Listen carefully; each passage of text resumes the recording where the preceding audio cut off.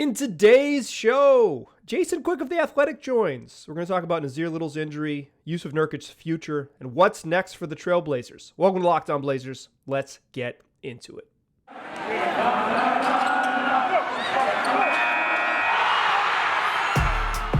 You are Locked On Trailblazers, your daily Portland Trailblazers podcast. Part of the Locked On Podcast Network, your team every day. What up, world? It's your past first point guard and Trailblazers reporter, Mike Richmond. You were listening to another episode of Locked On Blazers, part of the Locked On Podcast Network. Available wherever you get podcasts and also on YouTube. If you haven't subscribed to the YouTube channel yet, do that now. Do me a favor. Go ahead and subscribe.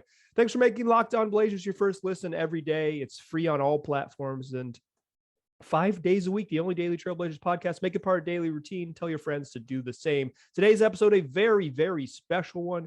We're joined by recurring guest on the program, Jason Quick of The Athletic. Jason, how you doing? I'm doing well, Michael. Good to talk to you again. Yeah, it's been a minute since you've been on the podcast. We've been able to see each other in real life, but we haven't recorded any of our chats for the world to hear. The Blazers have had some news. I want to talk about the Nassir Little news, talk a little bit about a great story you wrote on Jusuf Nurkic that published today in The Athletic, and then we kind of bounce around to the rest of the big topics. Let's start with the Nassir Little news. Has a torn labrum in his left shoulder. He sustained it fighting for a rebound with Karl-Anthony Towns on Tuesday of this week. He came back and played in a minute or whatever, maybe one defensive possession in that game, and so it didn't seem like it was a big deal, but now it's almost certain that a season is over, headed for very likely for surgery, although they haven't announced it yet. What's kind of your first reactions to the Nas news? Oh, just a total gut punch. Yeah. I mean, he was so fun to watch this year, and a major reason why to tune in and why to remain engaged and interested in this season, because his development was so obvious and so fun.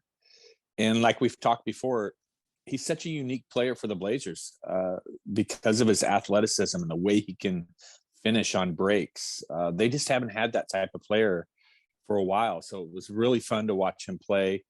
And, you know, I think we've been so conditioned to the Blazers being undersized, and he kind of gave them an element of, you know, real traditional basketball, of having a small forward.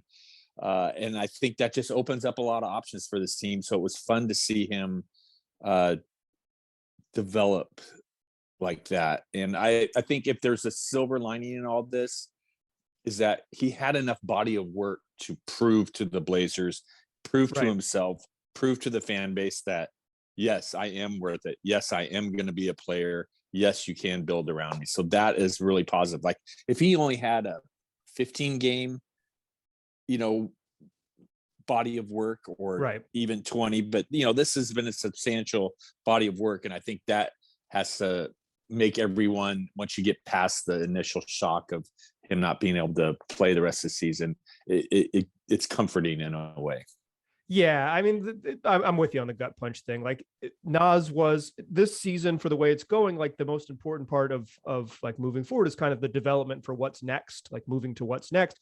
And Nas and Anfernee Simons are kind of the biggest parts of what's next. And Nas's growth was going to be a huge part of that. Also, it was, and I think you asked Chauncey Billups about this. Maybe I'm spoiling something that you were going to write, but he was, you know, it was going to force the question of whether Chauncey Billups is comfortable playing three guards. He really escaped that scenario, didn't he? He did. Because he did not want to answer that straight up. He did not. Let me take the listeners there. So it's Norm is coming back, and he's the first game. Norm's coming back. He's coming off the bench, and so and Jason asks like, "Hey, you know, how are you going to deal with this?" And Chauncey's like, "No, it's size isn't that important on the wing. It's just all about effort. It's all defense is just effort based, and you got to just play hard," which is just patently not like Chauncey Billups doesn't believe that.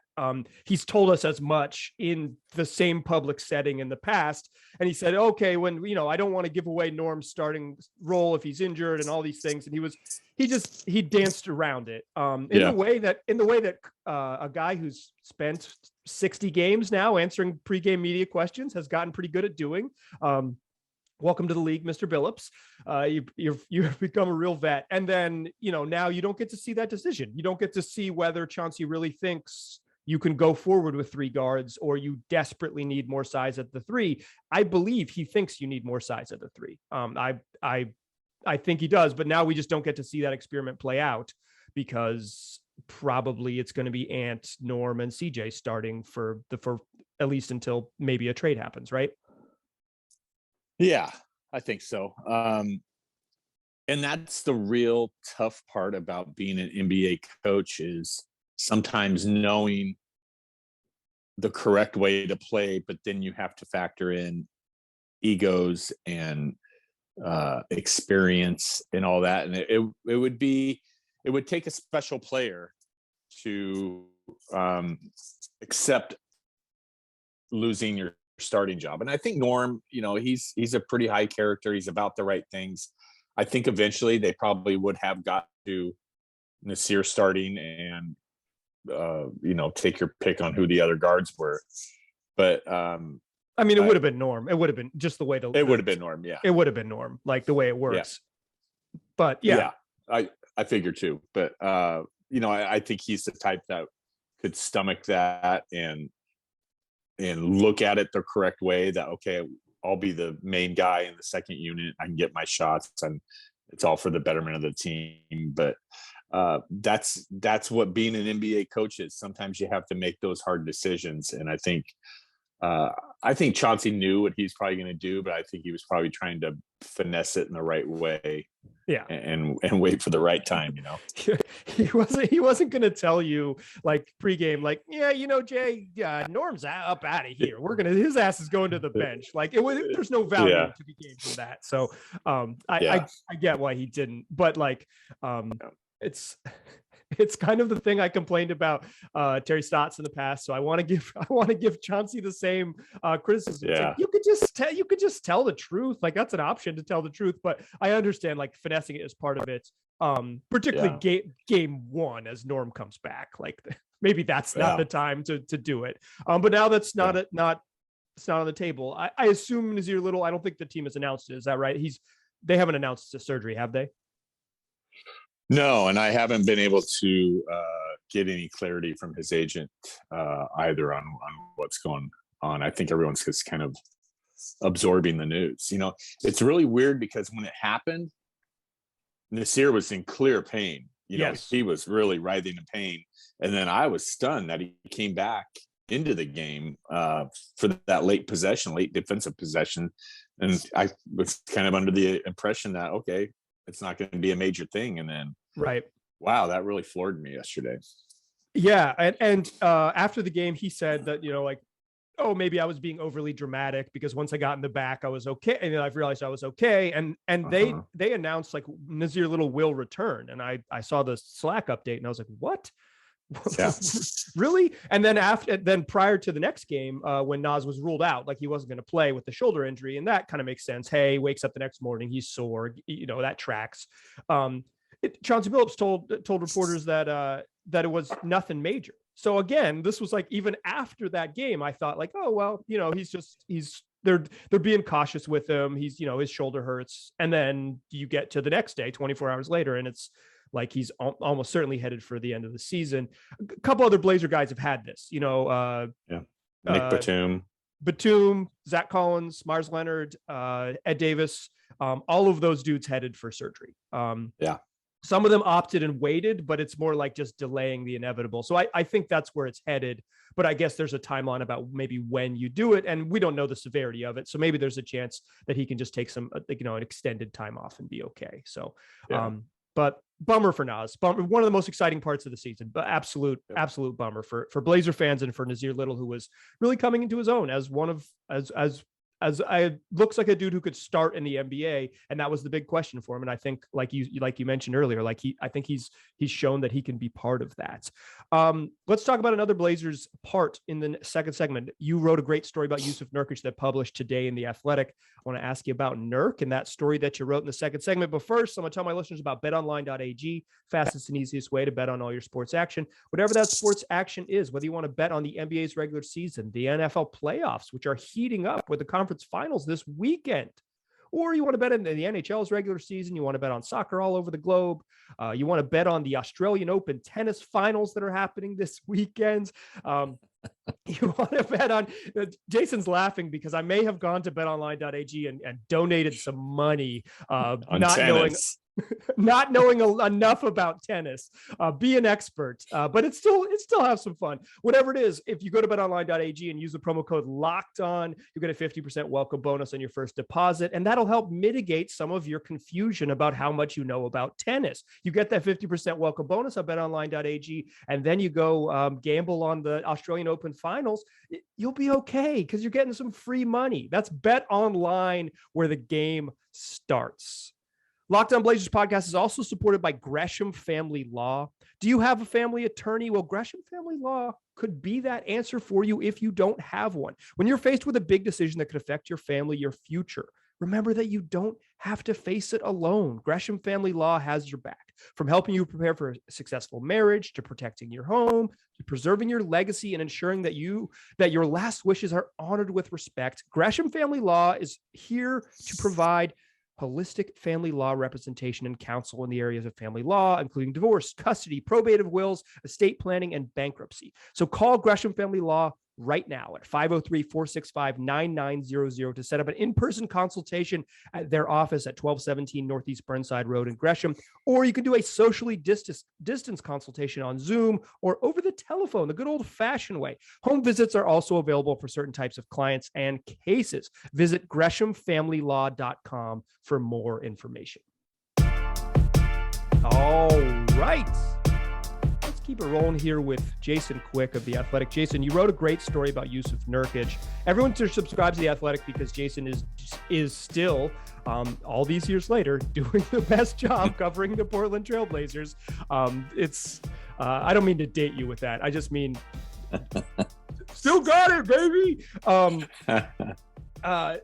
You wrote a great story about Nurk. What sort of struck you in this story that touches on Nurk's sort of present and future with the Trailblazers? First off, this is probably, it was a series of 2 interviews, and it's probably the longest and most in-depth I've gone with Jusuf. And I felt like he kind of opened up a lot. Sometimes it's hard to totally understand where he's coming from, so you have to kind of go back to him a lot. I'm like, so is this what you meant here? Yeah. But I think the big thing is, like, he's having the best year of his career, but this has not been easy. Yeah. This has been a process for him and for the team to get here. And the thing that stands out to me is, like, one, he's getting the chance. And this reminds me a lot of LaMarcus Aldridge. And I'm certainly not comparing them as players, but the situation reminds me of LaMarcus when Brandon Roy went down, and then LaMarcus was kind of elevated into the number 1 option. And even though I don't think Nurk is necessarily the number 1, I mean, he's probably 1A. He's sharing the lead focal point of the offense. And so we're seeing his game kind of blossom. I think we've always known this was there, but it's really, I think it feels really empowered right now, and that he can be himself and be his full self. But it was interesting to me, the process that it took to get there. The team meeting in November, and incidentally, Chauncey Billups says they've had several team meetings where they've had to all kind of sit down and air out grievances or talk and communicate and try to get on the same page. And as a side note, I know the Blazers record is still cruddy, and there's still a lot of issues, but I think we're starting to see things come together. I think the way that they're playing is the way right now is something to build on. They're playing hard. They're playing much better defense. They're sharing the ball. And this is the type of basketball that Chauncey Billups envisions for the Blazers. Right. Now all they have to do is get the right players in, upgrade and get more talent in. Yeah, but and not an easy feat. But I do think I agree with you. It took 35 games or whatever, but this is more of what Chauncey envisioned for sure. Absolutely. Right. And I think it's been through a collection of team meetings and just hammering it home. And I think Nurk is a great example of this. And Nurk being able to sit in the team meeting and say, I don't like my role, but I'm going to do it for you. And then the coaching staff going, okay, you're on board. We're going to coach you hard. We're going to beat this floater out of you. You're not going to shoot this floater anymore. And I think this is, it seems like such an easy thing. Everyone's always like, just dunk, Nurk, play down low. Right. But, one thing I didn't put in the story is Nurk is like, my best season before was 2018, 2019. And me and Dame were killing it. And on the pick and roll, I was shooting that floater from the free throw line, and it was going in, and I was effective. But now he says teams are coming at him so much quicker off the pick and roll that it's not smart for him to shoot that floater. And so Roy Rogers, Chauncey Billups, they've really drilled into him to get low because teams can't stop him down there. I think that has I think that's a obvious point, but it's been a really notable point that Chauncey has kind of worn him down and got him to play this power style. And I think that's really smart because as the NBA is evolving and going to this positionless basketball and playing small, we've seen that the Blazers can punish some teams because they don't have personnel to stop Nurk. Yeah, I mean, even teams that have centers, Nurk is 7 feet, 300 pounds. There's just not that many dudes his size. It's just, he's one of the truly big guys, and he has some real skills. He's not just a rim roller or whatever. Like, he can post up, so you can punt it. You can go to him, and it took them a while to get to there. Yeah. So now, I think the real interesting question is what the future holds for Nurk and how the Blazers view him and how he views the Blazers. And, he's attached to this area, but he's even more attached to Dame. And, he says he wants to play here as long as Dame is here and as long as the Blazers want to win. And he says that Joe Cronin has, nobody in the organization has indicated that they're going to start intentionally losing games or start resting players. I think that might be coming though. And then interestingly, he said Joe Cronin initiated a conversation shortly after he took over and kind of assured him that he was going to stay and that the team was going to continue to build around Dame and CJ and Nurk. Which is kind of wild. Yeah. And that kind of raised my eyebrows, and I was like, so you have an assurance that you're going to stay? And he's like, well, as much as you can have an assurance in the NBA. So I think he realizes that, they're going to listen to offers and whatnot. But,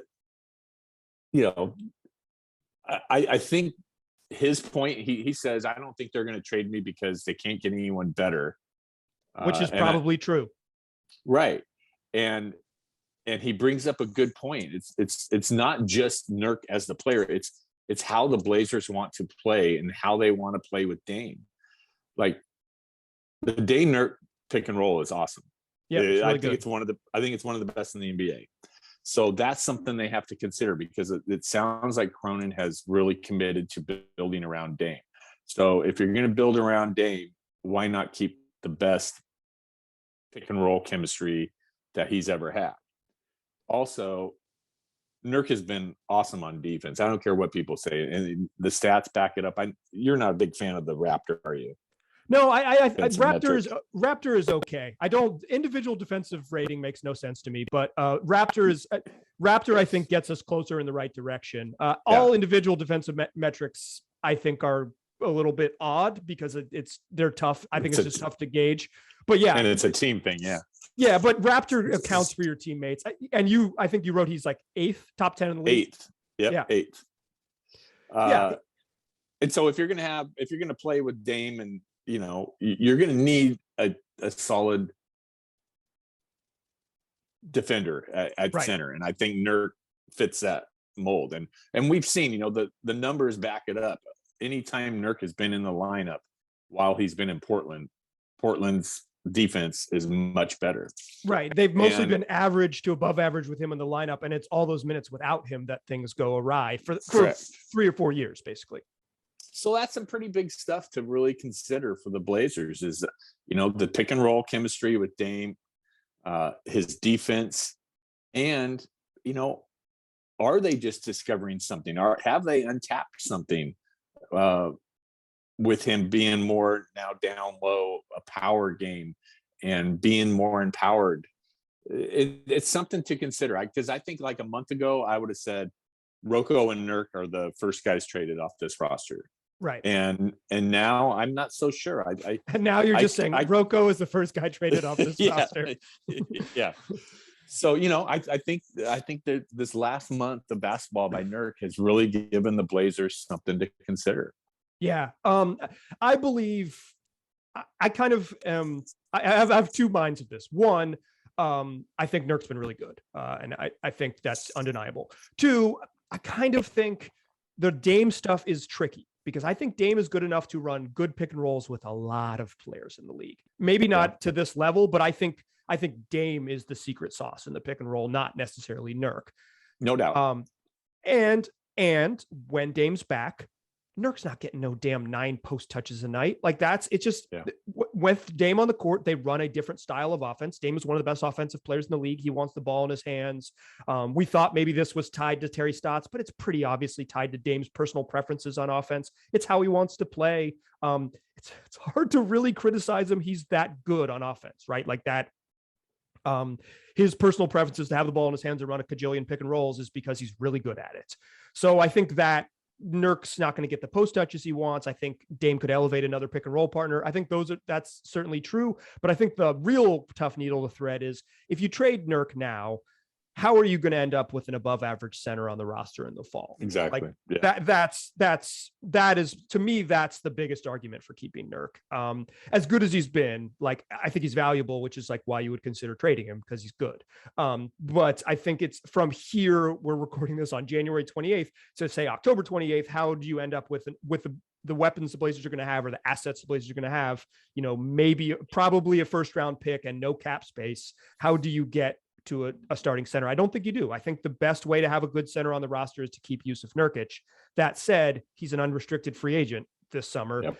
If he wants to be here, he can be here. But he also has opportunity to leave if that were to come up, or if his asking price is to the point where the Blazers don't feel like they can pay it. There's not a lot of teams with cap space. I don't think that's going to happen, but there's certainly some hurdles to get to there. And make no mistake, he was very clear that being an unrestricted free agent is something he really values. It's going to be the first time in his career that he gets to dictate his terms and where he goes, how much money, all that, Yeah. First round picks earn unrestricted free agency. You're drafted. You have 4 years under the team that drafts you. Then after that, you are, you're a restricted free agent. They can sign you again. So you typically good players spend 8 years under team control, like in terms of like, because restricted free agency isn't free agency. So to get to this point, it means that you're having an opportunity to sign a third NBA contract. Like you earn unrestricted free agency. So I am all for exercising that right, exercising that agency, because if you get to this point as a first round pick, you prove that you deserve it, because it typically means you're a good basketball player. Let's talk a little bit about what's next for the Blazers to close out the show. But first, tell my listeners about Built Bar, the best tasting protein bar on the market.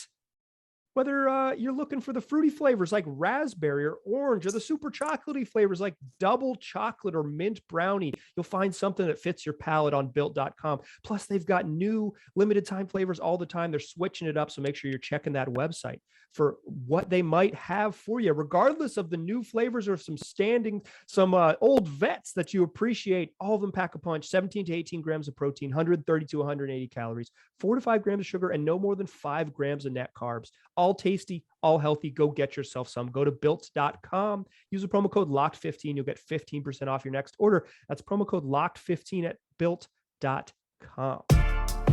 Still a pass first point guard. Still Mike Richmond. Still listening to Locked On Blazers. Still chatting here with Jason Quick of The Athletic. Jason, I feel like in the last month, the Blazers have gone through a cycle of rebuild, maybe not rebuild. Like it's been maybe a little more than a month, but they like, where are we in the flow? Because I think when Joe Cronin took over, it was like, we're going to go for it. Then the team totally hit a skid, and he was like, I think the thinking was, we are not going to go for it anymore. And then they won some games. They've looked better over the last 3 weeks. And it's like, maybe where are they? Like, what's your read on sort of where they are in terms of tanking or not tanking, or whatever word you want to use? Oh, I think we're probably headed directly toward playing for the draft pick now. I mean, the Nasir injury right was really a gut punch. And, not to make too much out of a January NBA game, but that Minnesota loss was really, really tough for them. I mean, they had some momentum, and I think you could start thinking about maybe climbing up to seventh in the standings, but that was a big loss. That was a really big loss. And then they get really shorthanded against Dallas and get waxed. And I think the writing's on the wall now. They'll win a couple games this weekend, playing the Rockets, playing the Thunder. But yeah, it logic tells you that they should probably start to look at the lottery. Sure. I think that's and I don't know what that looks like. I don't know if they who they sit or what, but right now a lot of those questions are being and a lot of it's out of their hands. Rocco being hurt. Yeah, I mean, Nance some of it being is hurt. Little out now. It's like some of it they probably don't have to rest players, right? They can just not have an NBA quality small forward on the roster as they currently do, and they're just going to struggle. And they don't have a backup center right now. I'm a big Trendon Watford guy, but he's not an NBA quality backup center at this stage in his career. He is a young guy trying to figure it out. So I think some of the losses will just come by talent, right? Like if they don't go sign 10-day guys to figure it out, like some of these losses are just going to come with talent. It seems like there's still a big thing for the Blazers to get under this luxury tax line. They're $3 million over. Robert Covington, I think that'll be easy. Yeah, Robert Covington's also almost certainly going to be traded. Are there other big changes that I'm not saying like you have this, that Joe Cronin has laid out the blueprint for you, but do you foresee some, like, could there be some major moves here coming up in the next couple weeks? Oh, I'm sure, but I don't think they're in any specific rush. Yeah, I don't feel like they feel like they're under pressure to make a move now. It's not like they are a team in contention where you have that kind of immediacy that you have to get this roster better. This team, this is just an opportunity for them to improve, and then they still have the draft, and they can make a trade on draft night, or leading up to the draft. So I don't think they're under pressure is what I'm saying, but I think he's going to look at all options, obviously, and see if he can capitalize and make a big deal. I don't think he's going to be afraid. Yeah. But I think people are anticipating a big move, and I think they might be a little disappointed. I think it might be a little bit more around the margins at the trade deadline, and then they really kind of restructure things in June. Yeah, I mean, if you just look at sort of like you said, like with the rush stuff, it's like they kind of got to trade Robert Covington before February 10th because he's entering restricted free agency. If Cronin made this commitment to Nurk, then maybe they don't trade Nurk. Maybe he's part of the future plan. Like we mentioned in the previous segment, like it's going to be hard to upgrade over Nurk. So maybe just positionally, it makes more sense to hold on to him. But if you're talking about trading CJ McCollum or Norman Powell, both of those gentlemen are under contract for multiple years. You can get that done in July. I mean, it's not going to be, I don't know if it gets any easier. It might just get different, but it's not like if you don't make a move in February that you've cost yourself an opportunity to do so. Right. You mentioned that they could be headed direction of resting players, and we don't need to speculate on that. But what do you like with no Nas? Like, what do you want to see from this group over the last half of the season? Like, what is of value for them? Well, the huge thing for me right now is Anfernee Simons, and I think it's been really concerning the last week, his ball security. Yep. We saw in the Minnesota game in the fourth quarter, he has really, really bad turnovers. And then same thing in the Toronto game. Yep. When that game was a 30-point game, and then they started pressuring him more, and it was some really ugly turnovers, backcourt turnovers.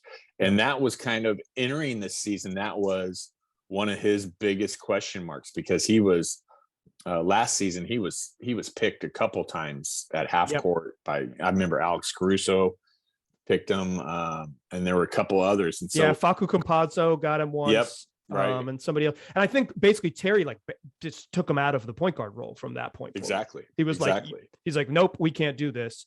Stott's a risk averse coach was just like, no, we got to get the ball across midcourt. Yep.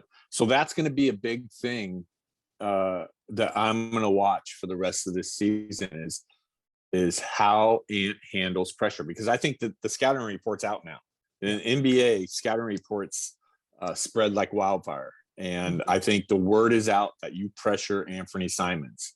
And, initially I thought he handled that well. Teams were double teaming him and stuff, and he was making the right read. But now it's a different kind of pressure. It's a more picking you up pressure. And he hasn't handled it well. So I think that is going to be the next evolution of Anfernee Simons. And it's also, that could be the difference between commanding $20 million or commanding $15 million, a season. Because if you're planning on playing him as point guard, you need to be able to handle and protect the ball, particularly in the fourth quarter. The Minnesota game, as I said earlier, was such an important game, I think, for the Blazers. And that fourth quarter was really a black mark on Anfernee's wonderful January. Yeah, he'd been so good, and that was a chance. Like he had a couple opportunities to kind of say, like, okay, like we need to win a game against a team that's sort of right on our level, or maybe a little more talented than us, and I can do it. And he didn't rise to that occasion, and he had been so good that it kind of stands out. That it's like, oh yeah, hey, this is a failing. Like we haven't seen him fail in a while. This is a failing. For sure. You like to see how young players respond to this, Absolutely. Do they address it? Do they get better? Do they learn from it? So that's what I'm going to be watching in these upcoming games. Yeah, I think that's the big one, right? Like it's one of the bummers about Nods not being here is it's like you want it when a team is heading towards playing for a draft pick. You want to see young guys develop. CJ McCollum's 30. Like we've seen him develop. He's Norman Powell's 28. It's like these are kind of formed players, and so it's like the young guys see what they can build on. I think you make a good point about Ant. Like it's if he's a point guard, he's special, right? Because you can put the ball in his hands a million times. If he kind of is better as a combo guard, and I had Terry Stotts told me combo guard was an insult at one point. He said it means guys can't play, and I was like, no, it means they can do a couple different things. But he said it was combo guards used as an insult. So I don't want it. I meant like, if he's more two than one, it does change the calculation for him. Absolutely. So I think Ant's growth as continuing to be a one is going to be the biggest thing moving forward. All right, let's get you out of here, Jason. Listeners, go subscribe to The Athletic. Jason's writing great stories. He's got a great story on Nurk. Like he talks a lot about it here, but there's more to it than that. Nurk's connection to the community, how he feels tied to Portland, a moment of him calling out his teammates, just scenes and moments and stories that you're not going to get anywhere else. So go subscribe to The Athletic and read Jason's work. Also, tell your friends about this podcast. Tell them to get it wherever they already get podcasts, as well as on YouTube. And make this show your first listen every day. Make it a part of your daily routine, and then tell your friends to do the same. Appreciate you listening. Talk to you soon.